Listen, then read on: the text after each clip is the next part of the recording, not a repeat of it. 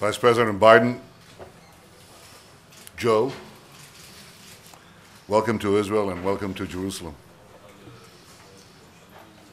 We've been personal friends for almost 3 decades. Could you believe it's been that long? No, you're getting older, baby. I don't know. You remain younger all the time. And in all that time, you've been a real friend to me and a real friend to Israel and to the Jewish people. And you've come to Israel many times since you came here first on the eve of the Yom Kippur War.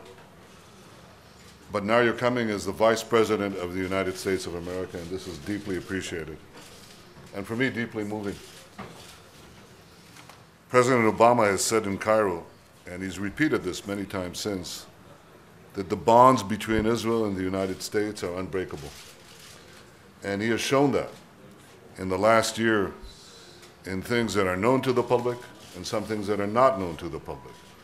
In pursuing, for example, the joint military exercises for military defense between the Israeli army and the American military, in securing Israel's qualitative military edge, and in many other activities along the world scene, including the battle against the infamous Goldstone report. I think that the bonds, exactly as President Obama has said, the bonds are unbreakable, and your visit demonstrates how strong they are. I think this unbreakable bond will help our two countries meet the two historic challenges that we face today in the Middle East. The first and foremost among them is the need to prevent Iran from developing nuclear weapons, and the second is the need to advance a secure peace between Israel and our Palestinian and other Arab neighbors. I very much appreciate the efforts of President Obama and the American government to lead the international community to place tough sanctions on Iran. The stronger those sanctions are,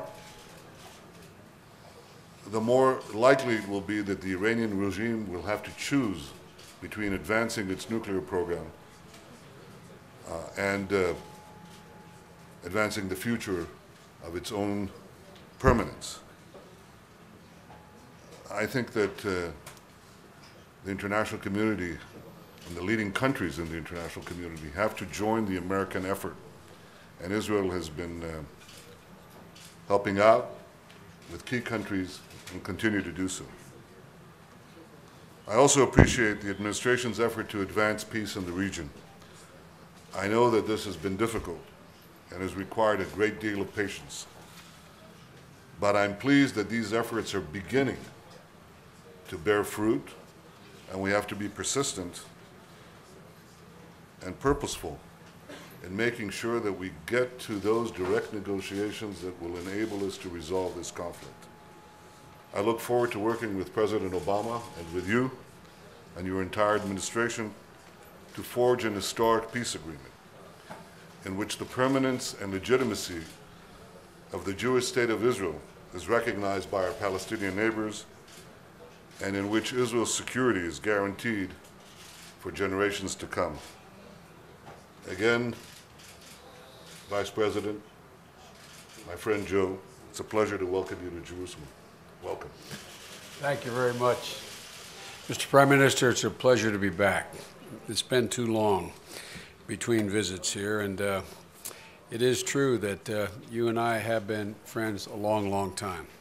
And matter of fact, when each of us were in the minority, I'd get a phone call at home, and I'd call you as well to get a sense of what's going on. Our friendship is real, but what's even deeper is the relationship between the United States and Israel. The Prime Minister, I'm sure you'd agree, we had a very productive discussion spanning a wide range of issues that affect both our nations. The relationship between Israel and the United States has been and will continue to be a centerpiece of American policy, and it's been that way since Israel's founding in 1948. And quite frankly, it was a major focus of my work for all those years as a United States Senator and Chairman of the Foreign Relations Committee. Our two countries are bound by historic and cultural ties and so many shared interests that it would take too long to enumerate. And also by a wide range of deep-seated personal relationships and friendships that span the time even before 1948. Our ties have been strengthened by our deep cooperation in many fields, including science and economic development and a range of other policy areas as well. But the cornerstone of the relationship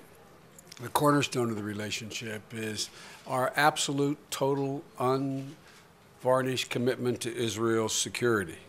Bibi, you've heard me say before, progress occurs in the Middle East when everyone knows there's simply no space between the United States and Israel. There is no space between the United States and Israel when it comes to Israel's security.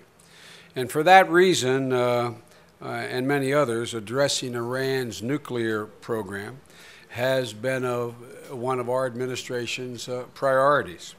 We're determined to prevent Iran from acquiring nuclear weapons, and we're working with many countries around the world to convince Tehran to meet its international obligations and cease and desist. Iran must also curb its other destabilizing actions in the region, well beyond their desire to acquire nuclear weapons, and that is their continued support for terrorist groups that threaten Israel, and I might add, our interests as well. President Obama and I strongly believe that the best long-term guarantee for Israel's security is a comprehensive Middle East peace with the Palestinians, with the Syrians, with Lebanon, and leading eventually to full and normalized relationships with the entire Arab world. It's overwhelmingly the interest of Israel, but it's also overwhelmingly the interest of the Arab world, and it's in our interest as well. And so, Mr. Prime Minister, toward that end, I am very pleased that you and the Palestinian leadership have agreed to launch indirect talks. We hope that these talks will lead, and they must lead, eventually to negotiations or direct discussions between the parties. The goal is obviously to resolve the final status issues and to achieve a two-state solution with Israel and Palestine living side by side in peace and security. And historic peace is going to require both parties to make some historically bold commitments. You have done it before, and I'm confident for real peace you would do it again. Over the last year, Mr. Prime Minister, you have taken significant steps, including the moratorium that has limited new settlement construction activity, and you have significantly increased freedom of movement across the West Bank. Palestinian leaders are beginning to make progress on their determined willingness to, especially in their efforts to reform their institutions of government and with their security forces becoming much more reliable. It's easy to point fingers, particularly in this part of the world, at what each side has not done. But it's also important to give credit where things have been done in order to be able to move forward. Mr. Prime Minister, the United States will always stand with those who take risks for peace, and you're prepared to do that, and I am hopeful, and I'll be having discussions with Palestinian leaders. It is my hope and expectation that they will be prepared as well. The proximity talks are just that, a start. They are not designed to finish the process. And so, Mr. Prime Minister, I thank you for all the time you've given me, and it's just, quite frankly, good to be back in your company and see you again. Thank you. Thank you, Joe. This is a significant piece of paper.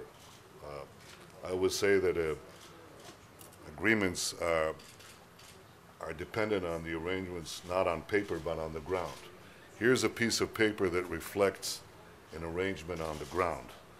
We have planted a circle of trees in Jerusalem in memory of your mother, Catherine Eugenia Finnegan Biden, because you have said many times that she was a source of immeasurable strength which I recognize in you, Joe. We planted a tree to serve as a tribute, a circle of trees, next to the leaders of the nations. We have a forest of the leaders of the nations, and right next to it are the trees that we have planted in memory of your mother as a tribute to her immeasurable strength. And I want to offer it to you on your visit to Israel. Well, thank you very much.